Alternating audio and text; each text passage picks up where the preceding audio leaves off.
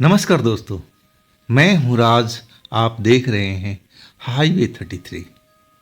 चलते हैं आज की कहानी की ओर। दोस्तों, आज की जो कहानी है ना, एक ड्राइवर की है जिनका नाम था राजीव। राजीव अभी नए उम्र के थे, लगभग 24-25 साल का उनका एज होगा। और वो कार चलाने का काम करते थे, नौकरी करते थे। बात 2002 की है। तो हुआ क्या उनके साथ में, आइए चलते हैं उन्हीं की जुबानी, उन्हीं की पॉइंट ऑफ व्यू से। जब मेरी नौकरी लगी थी ना, नई वाली, तो मैं बहुत खुश था। उसमें मेरी तनख्वाह बहुत ज़्यादा थी और रहने का सबसे बड़ा इंतजाम था। अब मैं तो बहुत खुश हो चुका था। मैं अपने पुराने मालिक से बोल बोल करके थक चुका था कि साहब, अब तो सैलरी बढ़ा दीजिए। देखिए, आपने बोला था 6 महीने के बाद बढ़ा दूंगा। लेकिन जो मालिक थे ना, ना तो हाँ बोलते थे ना बोलते थे, बस सर हिलाते थे, हाँ हाँ हाँ हाँ, देख लेंगे देख लेंगे। लेकिन साल हो चुका, जब नौकरी में करते करते साल बिता चुका था, और जब भी मेरी सैलरी जितनी थी उन्होंने बढ़ाया नहीं। मुझे अब लगने लगा कि इस जगह पर मैं अपना टाइम ख़राब कर रहा हूँ, मुझे किसी और जगह पर ट्राई करना चाहिए। और इसके बाद मैं अपने दोस्त मित्रों से बता रखा था कि भाई, कोई नौकरी मेरे लायक हो ड्राइवरी की तो मुझे ज़रूर बताना। और उसका फल मुझे जल्दी मिल गया। मुझे एक मेरे दोस्त ने बताया कि देख राजीव, एक नौकरी है, लेकिन वो शहर से बाहर है, एक फैक्ट्री बन रही है और वहाँ पर तेरे को नौकरी करनी पड़ेगी। अब तू सोच ले, शहर में तो रहने से रहा तू, और वो जगह बिल्कुल एक तरह से निर्जन स्थान पर है। मैं बोला, भाई मैं तो जंगल में रह जाऊंगा, मैं इस चीज़ में कभी नहीं डरता। बस जो सैलरी है ना, अच्छी मिलनी चाहिए, रहने का इंतज़ाम हो, तो फिर मुझे कोई दिक्कत ही नहीं है। तब मेरा दोस्त कहने लगा, फिर तो तेरे लिए नौकरी बिल्कुल सही है। जा, तू जा, देख, इंटरव्यू दे, अगर पास हो गया तो बड़ी उत्तम बात है। और उसके बाद मैं उसके बताए हुए पते पर पहुंचा। जब मैंने अपना इंटरव्यू दिया तो मेरे बॉस जो थे, मुझे देख करके बिल्कुल खुश हुए और कहने लगे कि राजीव, हम तुम्हारे जैसे नौजवान को ही ड्राइवरी में रखना चाहते हैं, ताकि कभी भी हम चल सकें, तुम हमेशा तैयार रहना, और पैसे की तुम टेंशन मत करो, अब मैं पैसा तुमको बिल्कुल सही दूंगा। और फिर उन्होंने पैसा भी बताया कि देखो राजीव, तुम्हारी सैलरी इतनी रहेगी। अब मैं तो बहुत खुश हो चुका था। जिस जगह पुराने मालिक के पास काम कर रहा था ना, अब वहाँ से डबल सैलरी थी। और सबसे बड़ी बात थी कि मेरे मालिक रहने के लिए इंतजाम कर रहे थे, नहीं तो मुझे किसी के साथ रूम शेयर करना पड़ता था, उसका भी किराया देना पड़ता था, और वो मुझे पसंद नहीं था। खैर, रहने का समस्या भी समाप्त हो गई थी। अब एक तरह से मैं इस नौकरी पर बिल्कुल आ चुका था, और पहले ही दिन मैं उस नौकरी पर आया था। मालिक से मेरी बात हुई थी। मैं पूछा था कि साहब, मैं तो नौकरी पर आ गया, लेकिन रात को रहूँगा कहाँ पर। मालिक जो थे कहने लगे, अरे घबराते क्यों हैं, देखो ये जो बगल का प्लॉट है ना, पूरा देख रहे हो ना, बाउंड्री वॉल किया हुआ है, वो भी अपना ही है, और उसमें हमने 3-4 कमरे बना रखे हैं। पहले यहाँ पर जो इस फैक्ट्री को बनाने वाले लोग रहते थे ना, उसी जगह पर रहते थे, और वो एक जगह पूरी तरह से खाली है। 3-4 कमरे पड़े हैं, जिसमें चाहे तुम रह सकते हो मज़े में। और भी लोग अब यहाँ पर आएंगे ना, जिसको रहना होगा, अब वहाँ जाकर रुक जाएंगे। अब मैं सोच रहा हूँ कि उसमें कुछ कमरे और बनवा दिया जाए। मैं तो बेहद खुश हो चुका था। साहब ने मुझे चाबी दे दिया। मैं जा कर के उस प्लॉट को, जो ताला बंद था गेट पर, मैं खोला, देखा तो बहुत ही बड़ा जगह था। वहाँ पर 4-5 कमरे तो ऐसे ऑलरेडी बने हुए थे। आज साहब कह रहे थे कि मैं कुछ कमरे और बनवा दूंगा, ताकि लोग फैक्ट्री में आए, जो दूर से आएंगे वो यहाँ पर रुक जाएंगे, उनको जाना नहीं पड़ेगा। साहब की सोच बहुत बढ़िया थी। मैं भी उनकी अब बात पर खुश हो चुका था कि चलो मेरी समस्या तो अब दूर हो चुकी है। इसके बाद अपना बोरिया बिस्तर मैंने एक कमरे को साफ सफाई करके सबसे कॉर्नर वाला कमरा मैंने चूज किया और उसमें अपना बोरिया बिस्तर डाल दिया था। आज साहब जो थे ना, उस फैक्ट्री से लगभग 6 किलोमीटर की दूरी पर उनका घर था। बस इतना ही करना था अभी, फैक्ट्री से घर, घर से फैक्ट्री। इसके बाद जब वो घर पहुंच जाते हैं, मैं रात को उनको छोड़ देता ना 7-8 बजे के बाद, तो कहते कि राजीव काट ले जाओ और उसी जगह पर लगा देना, रात को आराम करना। आज सुबह हमें टाइम बताते थे कि कभी 8 बजे आ जाना, कभी 9 बजे आ जाना। अब मैं वक्त पर उनके घर पर पहुंच जाता था। फिर साहब जहाँ कहते थे अब मैं चल पड़ता था। मैं भी उस नौकरी से बहुत खुश था। साहब बहुत अच्छे इंसान थे। मुझे तो ये नौकरी बहुत पसंद आ रही थी। लेकिन अब मैं रात को जब आता ना साहब को छोड़ कर के, कभी कभी लेट भी हो जाता था। कभी कभी 10 बज जाता था, कभी 11 बज जाता था। मैं खाना नहीं बनाता था, होटल से खाना पैक करा के ले आता था। और रात में अब मुझे पौआ पीने की भी आदत थी, तो उसका जुगाड़ भी अपने साथ में लेके चलता था रात के टाइम में। अब पूरा प्लॉट तो खाली ही था। आराम से अपनी गाड़ी को, मालिक की गाड़ी को पार्क करता, अब फिर अपने कमरे में चला जाता, नहा एक तरह से फ्रेश होता, अब फिर मैं अपने खाने पीने में बैठ जाता था। ऐसा हफ्ता दिन तक मेरे साथ में चलता रहा। ना मुझे कोई तकलीफ हुई, ना कोई परेशानी हुई। और वो दिन तो मैं कभी भूल ही नहीं सकता था। रविवार का दिन था। आज साहब ने कहा था कि देखो राजीव, आज मुझे थोड़ा दूर पर जाना है और हो सकता है कि जब हम लौटें तो आधी रात भी हो जाए। मैंने बोला साहब अब जहाँ कहोगे हम चलेंगे। इसके बाद हम साहब के साथ संडे वाले दिन को, अब जहाँ जहाँ साहब कहते थे हम जाते थे। उनको कई दोस्तों से मिलना था, कई पार्टियों से मिलना था, और वो सब करते करते वाकई में 11 रात के बज चुका था। जब मैं साहब को छोड़ा ना घर पर, तब साहब कहने लगे कि राजीव अब तो खाना नहीं मिलेगा, अब तो होटल बंद हो चुका है। ऐसा करते हैं, मैं तुम्हें कुछ पैक करवा देता हूँ इसी घर से। इसके बाद साहब जो थे ना, अपने नौकर से बोले कि ड्राइवर के लिए कुछ खाना वाना पैक करा दो, अब तो होटल भी बंद हो चुका होगा। और उस नौकर बेचारे ने मेरे लिए खाना पैक करके दे दिया कि लो भैया, राजीव भैया, वो मुझे अब जान चुका था। और वो खाना लेकर के मैं उसको धन्यवाद ज़रूर बोला। फिर मैं साहब का कार लेकर के अपने प्लाट में चला आया था। जब मैं प्लाट में गाड़ी खड़ा किया ना, आज जो मेरा कमरा था और उसके बगल वाला कमरा सब कुछ बंद था। 4-5 जो कमरे थे ना, सब में ताला बंद था, चाबी मेरे पास में थी। लेकिन मुझे लगा कि उस मेरे बगल वाले कमरे में कुछ रोशनी सी हो रही है। कुछ ऐसा महसूस हुआ कि कहीं उसमें कोई आ तो नहीं गया है। लेकिन चाबी तो मेरे पास में थी, ऐसा कैसे हो सकता है। अब रात का आधी रात हो रहा था, 12 बज रहे थे। मैं अपने कमरे में ताला खोल करके जो खाना पीने का सामान था निकाल चुका था। अब बाहर में नल लगा हुआ था। सोचा मैं फ्रेश हो जाऊं और वापस ही आते हुए मैं उस कमरे के सामने रुक गया, जहां मुझे कुछ अंदाज़ा लगा था कि कहीं इस कमरे में कोई आ तो नहीं गया है।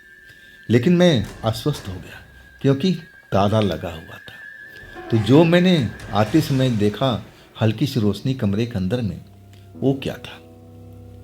मैं उस वक्त में तो कुछ ज़्यादा सोच विचार नहीं किया। मुझे लगा कि ये मेरे मन का भ्रम होगा। ऐसा कैसे हो सकता है, जिस कमरे में ताला बंद है और उसमें रोशनी कैसे आएगी। छोड़ो। इसके बाद मैं अपने कमरे में आकर के खाने पीने लगा। करीब करीब 10-15 मिनट मुझे लगा था खाना पीने करने में। मैं फारिग हो चुका था।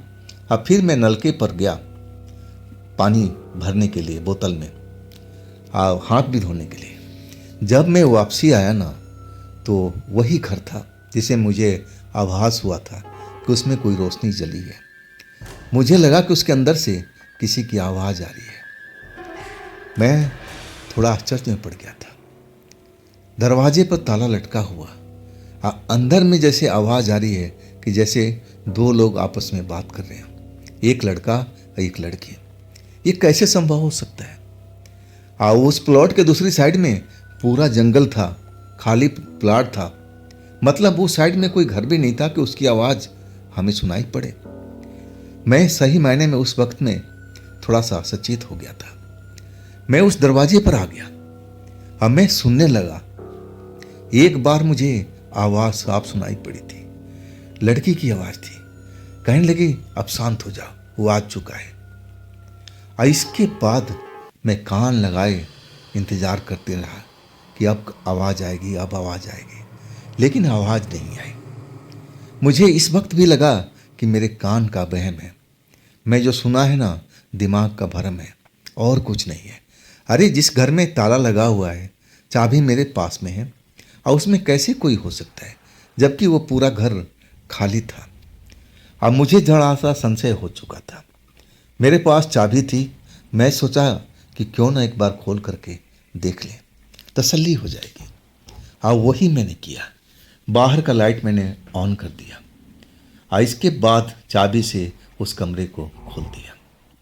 जब कमरा खोला ना, तो एक भभका सा अंदर से निकला था, जैसे सड़ा हुआ कोई चीज़ अंदर था, और तेज गंध मेरे नाकों में समा गया था। अब दरवाज़ा खोल करके कमरे का लाइट जलाया। अब मैं देख करके हैरान था कि कमरा पूरी तरह से खाली था। अब जो खिड़की थी वो भी बंद था। अब मैं समझ गया कि ये जो मैं सुना था, जो आवाज़ सुनी थी लड़की की, वो मेरे मन का भ्रम था और ऐसा कुछ नहीं है। फिर मैं अब एक तरह से अपने कमरे में आ गया था। अब मुझे किस बात का चिंता, मैं तो घर को देख चुका था। अब थकान हो चुकी थी, सारा दिन ड्राइव करके। खाना खाने के बाद नींद तो आती है, ऊपर से 2 पैक पीने के बाद जल्दी ही आ जाती है। वही मेरे साथ हुआ। अब मैं नींद में सो चुका था। अब ना जाने मैं कितनी देर सोता रहा, ये तो उस टाइम पता नहीं चला। जब मेरे आवाज़ सुनाई पड़ी ना, जैसे दरवाजे पर ठक ठक ठक ठक कोई कर रहा हो, मेरी नींद खुल चुकी थी। मैं लाइट जला के देखा तो समय 2 बज रहा था, रात के 2 बज रहा था। मुझे पता था कि इस घर में कोई आ नहीं सकता, क्योंकि ये बड़ा सा बाउंड्री किया हुआ है, मेन गेट लगा हुआ है। मेन गेट को मैं लॉक कर चुका हूँ, तो कोई भला इस जगह पर आएगा कैसे? मुझे लगा कि मेरे मन का भ्रम है। जैसे मैं उस घर में किसी लड़की का आवाज़ सुना था, ये भी हो सकता है कि ये भी भ्रम हो। अब दरवाजे पर ठक ठक ठक ठक दोबारा से आवाज़ शुरू हो गई। मैं अब थोड़ा सा और सचेत हो गया कि ये क्या है भाई, कौन आ सकता है इस रात के वक्त में। जब मैं उतरने लगा ना, तो आवाज़ थम सी गई। मैं अब रुका नहीं, दरवाजे पर गया। दरवाज़ा पर कुछ देर आहट लेता रहा कि कौन हो सकता है। इतना जल्दी मैं दरवाज़ा खोलने वाला नहीं था, लेकिन जब मैं कान लगा कर सुन रहा था कि कोई भी आवाज़ आए तो मैं उसको पहचान लूँ, तभी मुझे एक फुसफुसाहट सी सुनाई पड़ी, जैसे कोई मेरा नाम लेकर के पुकार रहा हो, राजीव, राजीव, राजीव।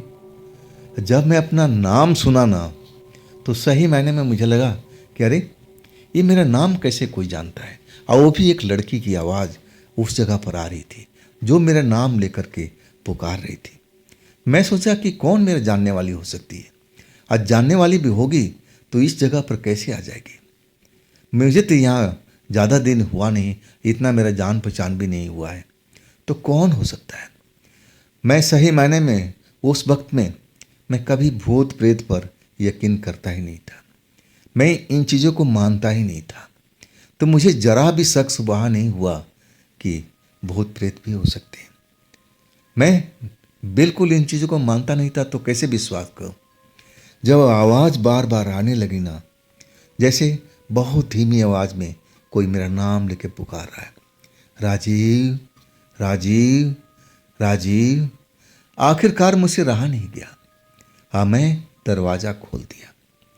जब दरवाज़ा खोला ना, तो बाहर की लाइट ऑन की कर दिया था, जो पूरा अब क्षेत्र को पूरा रोशनी कर रहा था। और उस रोशनी में मैं देखा तो हैरान रह गया था। मेरी नाम को लेने वाला वो लड़की कहाँ है? मुझे तो वो दिखाई नहीं दी। मैं बाहर आकर के इधर उधर देखने लगा। अब फिर मुझसे रहा नहीं गया। मैं कहने लगा, एक तरह से आवाज़ देने लगा कि कौन थी भाई? मेरा नाम लेकर कौन पुकार रही थी? अब कहाँ है? कौन हो सकती है? मैं ऐसे ही उसको आवाज़ देने लगा। वो आवाज़ बिल्कुल थम सी गई थी। हाँ, मैं अब उस चीज़ को ढूंढ रहा था कि आवाज़ देने वाली लड़की कहाँ पर है और इतनी जल्दी वो गायब कैसी हो गई। मुझे कुछ समझ में नहीं आ रहा था। आज आज आज से ही मुझे उस कमरे में जो रोशनी दिखाई दी थी और उसके बाद मुझे ये दूसरी घटना मेरे साथ में हुई थी। हाँ, मैं उस घटना को पहलू तक पहुंचना चाहता था कि आखिर वो आवाज़ देने वाली लड़की गई तो कहाँ गई। वो लड़की मुझे दिखाई नहीं पड़ी। मुझे लगा कि कहीं मेरे मन का भ्रम तो नहीं है। आज थकावट की वजह से मेरे साथ ऐसा तो नहीं हो रहा है, क्योंकि आज मैं बहुत कार चलाया था, थक चुका था। अब मैं यही सोचकर कहा, अरे चलो सोते हैं, टाइम खराब हो रहा है, सुबह जल्दी मालिक के पास पहुंचना है। इसके बाद मैं दरवाज़ा बंद किया, बाहर की लाइट ऑफ कर दी। अब फिर मैं अपने बिस्तर पर आ चुका था। बिस्तर पर अभी लेटा भी नहीं था कि वही आवाज़ फिर सुनाई पड़ी, राजीव, राजीव, राजीव। इस बार जो आवाज़ सुना ना, तो मैं सोचने पर मजबूर हो गया। ये आवाज़ एक लड़की की थी। मीठी आवाज़ थी, लेकिन दबी हुई आवाज़ थी, जैसे कोई बहुत धीरे आवाज़ में बोल रहा हो। हाँ, मैं जब आवाज़ सुना ना, तो मुझे अब विश्वास हो चुका था कि ये मेरे मन का भ्रम नहीं है। ज़रूर कोई बाहर में लड़की खड़ी है, अब मेरा नाम लेकर के पुकार रही है। मुझे देखना चाहिए कि आखिर ये कौन लड़की है। इस बार मैं देरी नहीं किया। मैं दरवाज़ा खोल करके अब बाहर निकल चुका था, बाहर की लाइट ऑन कर दिया था। तभी मुझे जो मेरे बगल का कमरा था ना, ऐसा लगा कि कमरा वो खुला हुआ है, दरवाज़ा खुला हुआ है, और उसमें एक लड़की जो बाहर मुझे दिखाई दी थी कुछ पल के लिए, और उस दरवाजे के अंदर चली गई, उस कमरे के अंदर चली गई, और दरवाज़ा उसने बंद कर लिया। मैं सब कुछ पल के लिए सब देखा था। आज जैसे मैं देखा ना, मैं समझ नहीं पाया कि ये लड़की कौन हो सकती है भाई, जो मुझे दिखाई दी। इसके बाद वो दरवाज़ा तो बंद है, चाबी मेरे पास में है, तो दरवाज़ा कैसे खुला रह गया और लड़की उसमें कैसे चली गई? क्या मतलब है उसका? कौन है?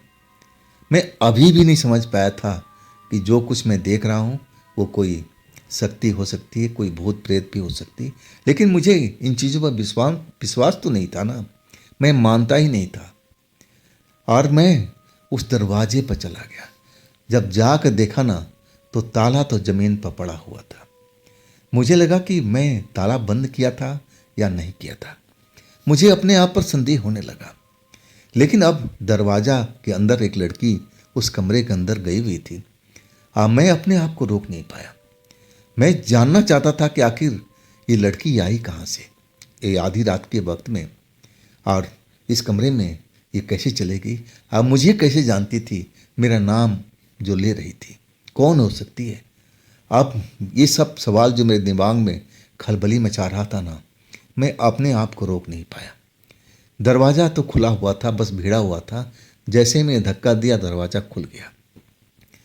अंदर की लाइट ऑन किया, और जैसे ही मैं देखा ना, तो एक कोने में एक लड़की खड़ी थी, अपना चेहरा अब दीवार की साइड में किए हुए, लाल कपड़ा से, अब चमकदार लाल कपड़ा पहन रखी थी। अब मैं जब उस लड़की को खड़ा हुआ देखा ना दीवार के साइड में कोने में, तो मैं एक पल के लिए रुक गया था। मैं सोचा कि भाई लड़की का मामला है, और मैं भी जवान हूँ, कोई ऊंच नीच ना हो जाए। और मैं डर भी गया था, भूत प्रेत से नहीं, लड़की से। और मैं जो अंदर भाग के जा रहा था ना, मेरे कदम रुक गए थे।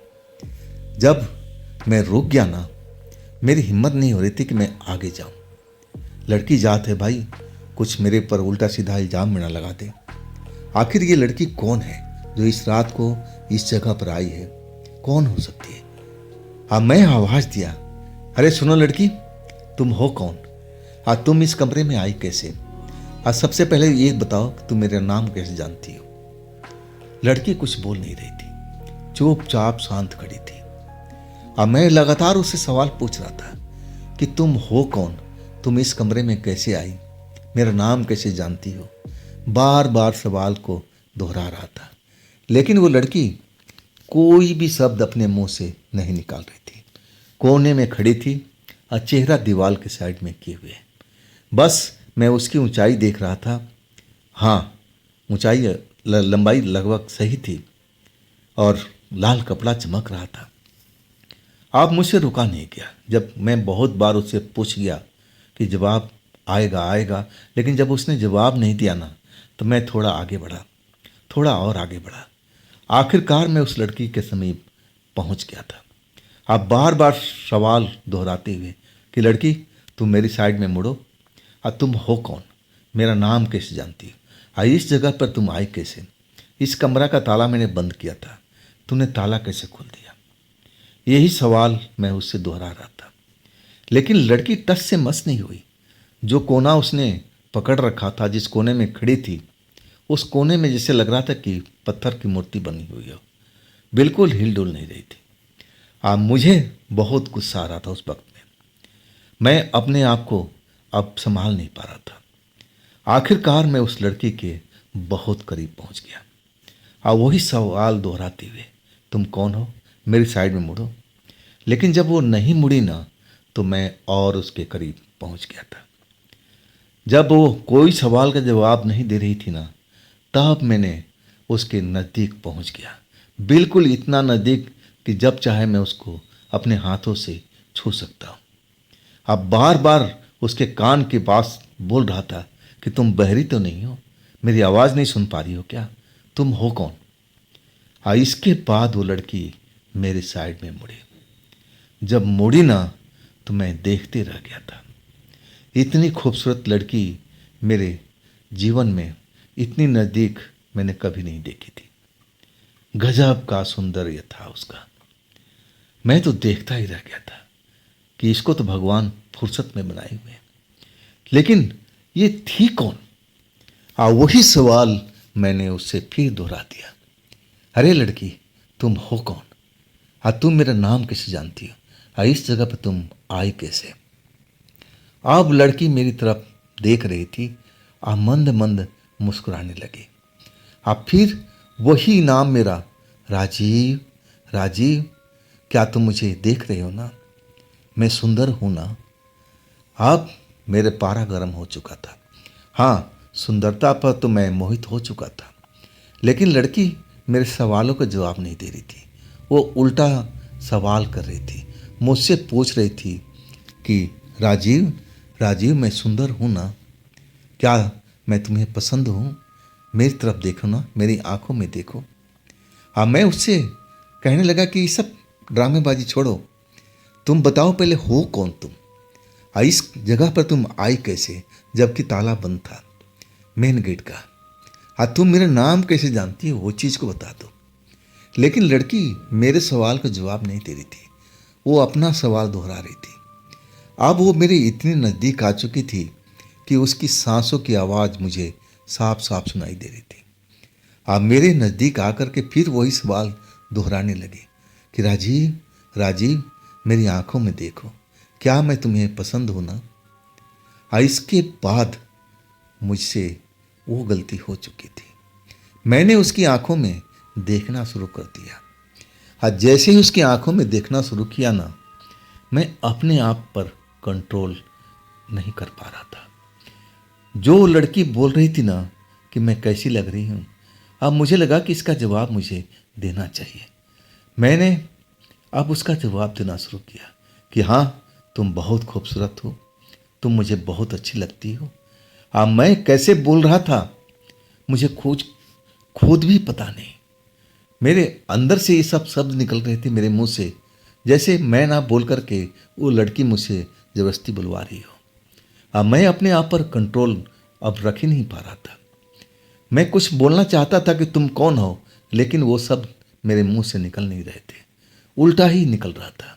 जो लड़की चाहती थी उसका मैं जवाब दे रहा था कि हाँ तुम बहुत सुंदर हो, तुम मुझे बहुत अच्छी लग रही हो। इसके बाद वो लड़की मेरी आंखों में देखती रही। देखने के बाद ऐसा एहसास हुआ कि मैं तो अब अपने आप को भूल चुका हूँ। और इसके बाद में मुझे कुछ भी उस वक्त याद नहीं रहा कि मैं हूँ कहाँ पर, मैं किस लिए इस जगह पर आया था और ये लड़की कौन है। सब कुछ मैं भूल चुका था। जब मैं अपने होश में आया ना, जब मैंने अपनी आंखें खोली तो मैं अपने कमरे का और वही पुराने बिस्तर पर था। मेरे बगल में वो लड़की लेटी हुई थी, वही लाल कपड़ा, चमकीला कपड़ा पहने हुए।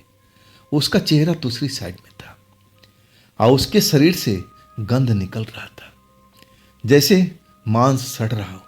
ऐसा गंध मेरे को नाकों में महसूस हुआ। शायद उसी गंध की वजह से मैं अपने होश में आया था।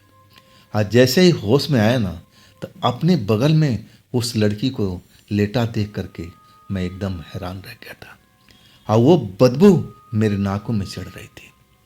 और आखिरकार मैं थोड़ा बहुत तो समझ चुका था कि हो ना हो मैं बहुत बड़ा खतरे में फंस चुका हूँ। ये लड़की जो मैं एक इंसान समझ रहा था, वो इंसान नहीं हो सकती। जो मेरे साथ में उसने किया है, सब कुछ मुझे याद आ चुका था। इसके बाद मैं धीरे धीरे उस जगह से उठना शुरू किया, लेकिन तभी लड़की को आभास हो चुका था। जो दूसरी तरफ उसने चेहरा घुमाए हुए थी और वो पलट गई। अब मैं अपने बिस्तर से कुछ दूरी पर जा चुका था धीरे धीरे कि मैं इस कमरे से निकल जाऊं और फिर इस अहाते से मैं भाग जाऊंगा, बाहर निकल जाऊंगा, कहीं भी जा कर के अब रात गुजार जाऊंगा। मुझे इतना डर लग रहा था।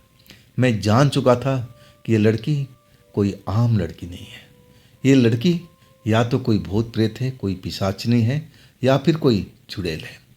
इन्हीं चीज़ों में से कोई हो सकता है। मुझे अब एहसास होने लगा था कि जिन चीज़ों पर मैं कभी विश्वास नहीं करता था, आज उन्हीं से मेरा पाला पड़ा हुआ है। लेकिन मैं भागता जरूर अगर उसने मेरा पैर नहीं पकड़ता होता। उस लड़की ने जैसे ही करवट ली ना, तो उसको अंदाजा हो चुका था कि मैं बिस्तर छोड़ करके भाग रहा हूँ। और उसके बाद अपना लंबा हाथ बढ़ा करके मेरे पैर पकड़ लिया और मुझे एक झटके से पीछे की तरफ खींच लिया। मैं अपने बिस्तर पर आकर के गिर चुका था और मुझे चोट भी लगी थी। और इसके बाद वो लड़की हंसने लगी, कहने लगी, राजीव तुम मुझे छोड़ के भाग रहे हो, मैं तुम्हें भागने नहीं दूंगी। तुम इस जगह से भाग नहीं पाओगे जब तक मैं ना चाहूं। वो आवाज़ आज भी मेरे कानों में गूंजती है, जिस हिसाब से वो लड़की मुझे बोल रही थी। एक तरह से बहुत ही पतली आवाज़, ऐसे लग रहा था कि आवाज़ मामूली मामूली उसके मुंह से निकल रहा है, लेकिन आवाज़ में जो चुभन थी ना, वो मुझे बहुत परेशान कर रही थी। आखिरकार मैं उसके कब्जे में दोबारा आ चुका था और वो हंसते हंसते कहने लगी कि अभी तो तुम्हारा खून और पीना है, अभी तुम कहाँ भाग के जा रहे हो। और इसके बाद वही हुआ, फिर मैं अपना होश खो चुका था। इस बार जब मुझे होश आया ना, तो सुबह हो चुकी थी। खिड़की से सूरज की किरणें अब हमारे बिस्तर पर पड़ रही थी। मैं जब होश में आया ना, तो वही सब मुझे याद आया। हड़बड़ा के अपना बिस्तर से उठा। मैं अपने बिस्तर पर देखने लगा कि लड़की कहाँ है, लड़की कहाँ है। लड़की थी ही नहीं। हाँ, बदबू जरूर फैली हुई थी, सड़े हुए मांस की तरह से। फिर मैं उस कमरे में 1 मिनट के लिए भी नहीं रुका। मैं जल्दी से मालिक का कार ले करके और दरवाज़ा खोल करके बाहर निकल चुका था। हालांकि अब दिन निकल चुका था, अब तो कोई भूत प्रेत का संभावना भी नहीं था, लेकिन जो दिल में दहशत बैठी हुई थी ना, मैं अपने आप को देख रहा था। ये लड़की ने मुझे बोली थी कि अभी कहाँ भाग रहे हो, अभी तो तुम्हारा खून और पीना है। कहाँ मेरा खून पी।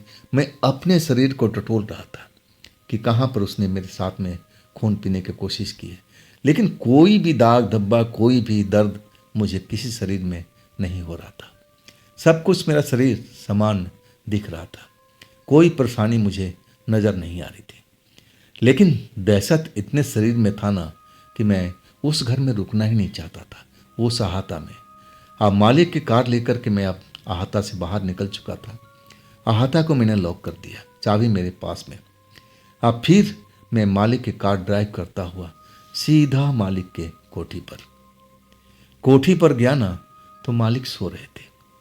वो देर रात में अब काम करते रहते थे, अब सुबह जल्दी नहीं उठते थे। हाँ, जब मैं पहुंचा ना तो नौकर वही मिल गया था जिसने मुझे रात को खाना दिया था। अब मुझे देखकर कहने लगा, अरे इतनी जल्दी कैसे आ गए? अभी तो मालिक सो रहे हैं, वो 9 बजे के आसपास उठेंगे, इंतज़ार कर लो, मैं तुम्हारे लिए चाय बना कर लाता हूँ। इसके बाद वो चाय लेके आया। मैं डरा हुआ था, शरीर मेरा कांप रहा था अभी भी। जब मैं चाय का कप पकड़ा ना तो चाय का कप हिल रहा था डर की वजह से।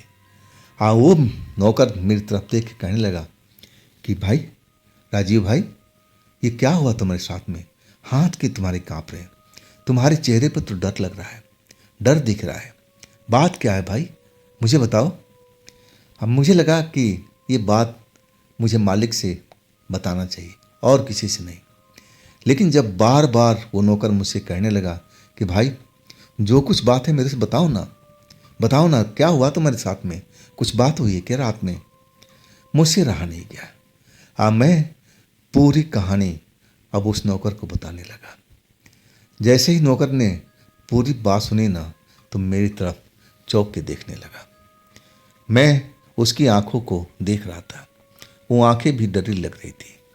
और कहने लगा कि राजीव भाई, मालिक ने कुछ बताया नहीं थे क्या आपको? मैं कहने लगा, किस बारे में? जिस घर में रहते हो आप, जिस अहाते में रहते हो, उसके बारे में आपको कुछ बताया नहीं मालिक ने? मैंने बोला, नहीं नहीं, कुछ नहीं बताया। मैं अब चौंक करके उसकी तरफ देखने लगा कि क्या बात है भाई, अगर आपको पता है तो आप भी बता दो ना मुझे। तब वो जो नौकर था ना कहने लगा कि देखो भाई, बता तो दूंगा, लेकिन आप मालिक को मत बताना, नहीं तो बहुत नाराज़ हो जाएंगे। मैं कहने लगा कि आप मुझ पर विश्वास रखो, मैं बताऊंगा नहीं। जो कुछ बात आप जानते हो आप मुझे धीरे से बता दो, आइए मेरे तक ही सीमित रहेगा, मैं मालिक को बिल्कुल नहीं बताऊंगा। हाँ, तब उसने धीरे से कहना शुरू किया कि देखो राजीव भाई, जिस अहाते में आप रहते हो ना, वो अहाता एक तरह से पहले वहाँ पर मजदूर और सुपरवाइज़र होकर रहा करते थे। ज़्यादातर जो मजदूर थे ना, अहाते के बाहर आप कैंप लगा कर रहते थे। हाँ, जिस कमरे में आप लोग रहते हो ना, अब आप रहते हो ना, उसमें सुपरवाइज़र लेवल के लोग रहते थे। और उनके जाने के बाद वो जो जगह थी ना अब खाली हो चुकी थी, काम फैक्ट्री का पूरा हो चुका था, तो सारे लोग उस जगह खाली करके चले गए थे। अब इसके बाद वो जो जगह थी ना एक तरह से भूतिया हो चुकी थी, आसपास में कुछ था नहीं। अब वहाँ पर एक सुंदर लड़की की आत्मा, या आप उसको चुड़ैल बोल सकते हो, या अपनी भाषा में कुछ भी बोलो, उस जगह पर उसका कब्जा हो चुका था। इस बात को मालिक को भी जानकारी है। मालिक ने अब एक लड़के से सब बात सुना था जो आपसे पहले उस जगह पर रहने के लिए आया था। अब जो आपके साथ किस्सा हुआ है ना, वो भी ऐसा ही उसके साथ में हुआ था। वो मालिक को बताया। मालिक विश्वास नहीं कर रहे थे उसकी बात पर, लेकिन लड़के ने रो रो के बताया कि मालिक, जो कुछ हुआ है ना, आप विश्वास कर लो। इसके बाद मालिक जो थे अब उस जगह को पवित्र कराने में लग गए। ओझा तांत्रिक को बुलाया।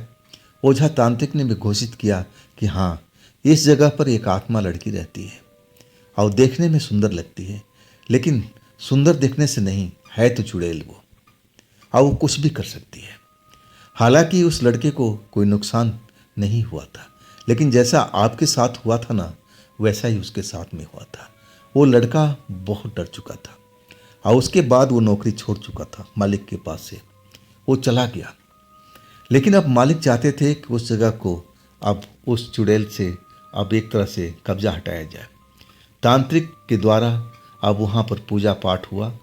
तांत्रिकों ने जब पूजा पाठ करके अब एक तरह से घोषित कर दिया कि जी, हम इस जगह को खाली कर चुके हैं।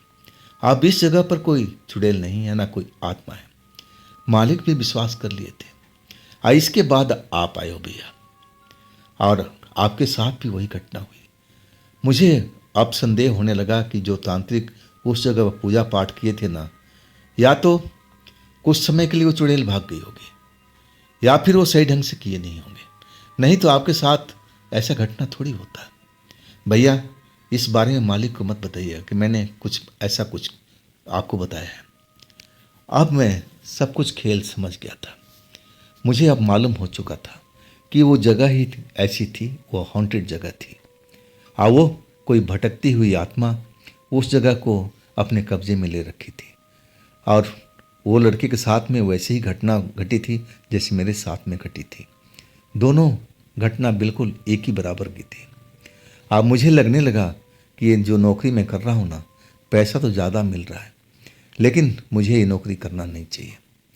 लेकिन मैं भागना भी नहीं चाहता था। मैं चाहता था कि मैं मालिक से आमना सामना करूं, उनसे बात करूं। हाँ, मैं ये बात करना चाहता था कि देखो साहब, नौकरी तो मैं आपका करूंगा, लेकिन उस हाहाते में मैं नहीं रहूँगा।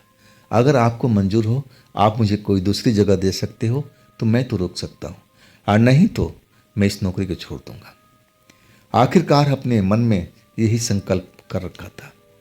मालिक जब उठे, नौकर ने मुझे आवाज़ दिया कि भैया, मालिक उठ गए हैं, बुला रहे हैं आपको, आ जाइए। हाँ, मैं फिर मालिक के पास पहुंचा।